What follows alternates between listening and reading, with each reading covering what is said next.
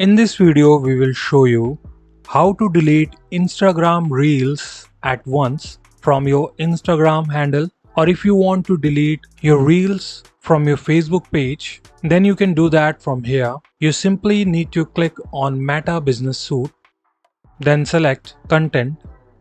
Select the date as per the content you want to delete. If you want to delete all of the posts from your Facebook page, then you can select Lifetime. Then select the filter from here.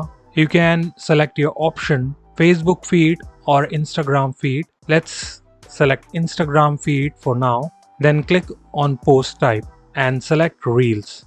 Once you do this, you can able to delete the post from your Instagram. Right now it's not showing as same as it was showing on eTechnique's page. It's cross posted, that's why it's not showing up like the same right now. But you will get the Instagram separate and Facebook post separate. Once you'll have that post in here, simply check this box and click on delete.